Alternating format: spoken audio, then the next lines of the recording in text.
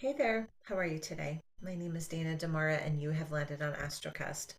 This is your monthly report for the astrology of November 2025. November. It's kind of crazy. I don't know about you, I just feel like it was just January. We are rounding out the end of the year, which means there are a couple of things I want to share with you before we dive in.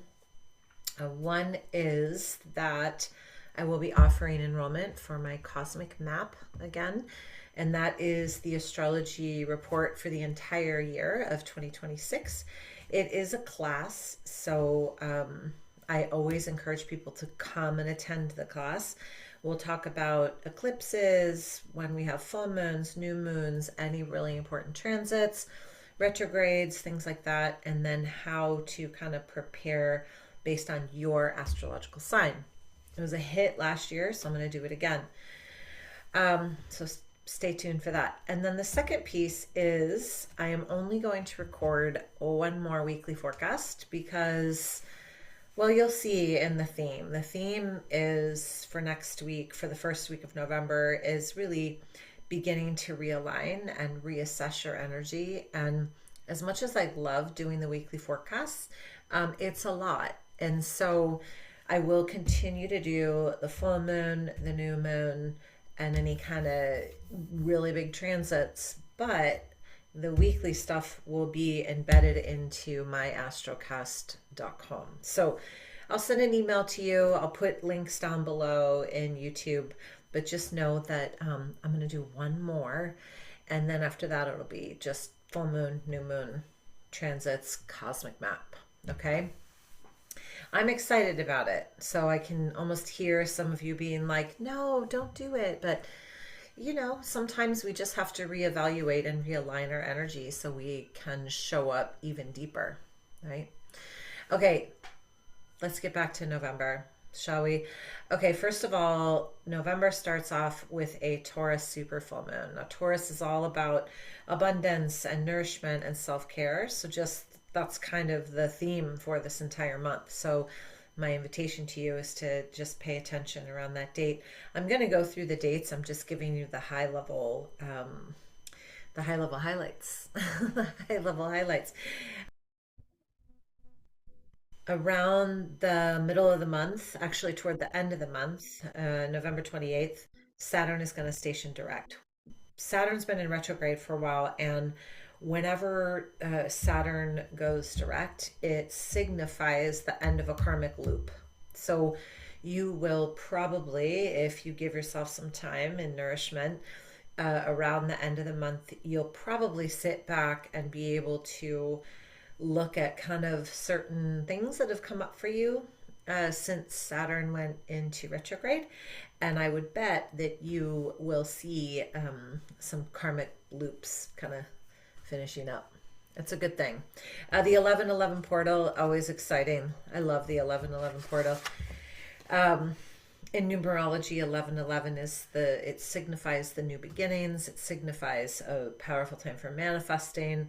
It signifies abundance. It signifies change. So, always around that time, it's a nice time to get a little quiet and clear so that you can elevate your frequency. And I mean that truly. I find that, I've been talking about frequency and energy for a very long time, and I don't want you to think it's woo woo because it's really not. When your energy is low, when you're in anger or fear or doubt or frustration, you attract that. And that's not to say that those frequencies aren't necessary. It's just saying that stay in them just long enough and then begin to elevate your frequency, because then that's what you'll attract. So around 1111, do what you can to be in a higher vibratory frequency. Mercury also stations a retrograde this month. So this is the last Mercury retrograde for the year. It's going to happen on November 9th, and then it will be mid-cycle around the 20th. Also on that same day, oh my goodness, Scorpio new moon. So we've got all these, like I said, like high level dates that are really asking us to realign. They're asking us to redistribute our energy. And let's just remember This has been not a new theme for me, but a definitely revisiting the theme of, your energy is expensive and not everyone can afford it. So I know Taylor Swift said it, but some of my teachers said it years and years ago, and I said it for a very long time, so it's not new. If you're only hearing that for the first time, yay you. It's a very good mantra to live by. Your energy is expensive and not everyone can afford it. So that's kind of a theme for the rest of this calendar year as we move into January. I'm going to give you some dates, okay? Get ready. Their little pen or paper or whatever.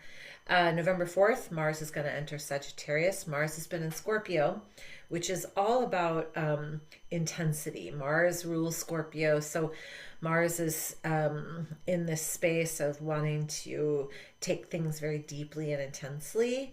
And then now Mars is going to move in Sagittarius, which creates a little bit more of a supportive environment. It's going to boost your confidence and your energy, which is perfect for the beginning of the month of November. And then again on the 5th, it's a Taurus full moon. And this is a Taurus full moon that is drawing in abundance. Taurus is like, I don't know, Taurus wants pleasure. Taurus wants to live comfortably. Taurus wants abundance. Taurus loves to have things like beautified and just really supportive and rewarding and loving, right? So I think a theme, I'll do a whole report for the Taurus full moon, but just know that put yourself in that energy. You got to realign and reassess. November 6th, Venus is going to move into Scorpio. So if you notice, Venus is kind of just behind Mars, right? So Mars left Scorpio. Now Venus is coming into Scorpio. This is asking us to get in touch deeper with what we value, how we value ourselves, how we value our energy. So just be mindful that you will definitely be spurred into action as far as the intensity of your value. It can also be a really great time to spark a romantic interest. Isn't that fun? Don't go looking for it though. Just let it come to you, okay? Don't wait on the couch for the Amazon guy, but you know what I'm saying. Like find that balance, okay? I hope you're laughing because I'm laughing inside. November 8th, retrograde Uranus. Okay, so remember, Uranus has been in Taurus for 7-8 years, okay? Since 2016. Okay, so Uranus has been in Taurus. It moved into Gemini in July. And if you've been paying attention at all this year, you heard me talk many times about all the big planets, the slow-moving planets that are switching signs this year. This is one of them. So it went into Gemini, and so now it's going to go back into Taurus, and then it'll go back into Gemini next year. So this is, for another however many years. So this is where you want to put on any kind of energy on finishing up projects, taking a look around your environment. Where can you find yourself a little bit more in a more pleasing aesthetics, or even just a pleasing internal landscape? On the 9th, Mercury is going to go into retrograde, so that will be the last retrograde of the year, and it will be in the sign of Sagittarius, but it will go into Scorpio. So it can stir up, as we know, miscommunications, mishaps, issues with travel, that kind of thing. So, I think some people are afraid and kind of intimidated by Mercury retrograde, but let's be real, it really is just a moment in time where you can say, you know what, I'm going to slow down for a minute. I'm not sure if that's really where I want to go. So just be mindful of that. Just pay attention to what's coming up for you. 11/11, love 11/11. On that same day, Jupiter goes into retrograde. Now, Jupiter is the planet of expansion and abundance and wisdom and education and knowledge. So when a planet goes retrograde, it's time to kind of hone in on those qualities. So this is a time to hone in on like how we create abundance for ourselves, where we're blocking ourselves for expansion. And yes, we block ourselves, nobody blocks us. So it's a time to, just kind of reevaluate and reassess our expansion efforts and the ability to receive abundance. On 11/11, though, I absolutely would say write out some sort of manifesto for yourself, because 11/11 is a really powerful portal. Whether you believe it or not, it's true. November 12th, Mercury is going to conjunct Mars, and this is when the planet of communication kind of collides with Mars, which is intensity. So try not to be impulsive in your speech or your actions, because you might regret it later. Just think about things, and that, Mercury's in retrograde, so do that anyways. November 19th is when Mercury's going to enter Scorpio, so it's going to dive back into Scorpio.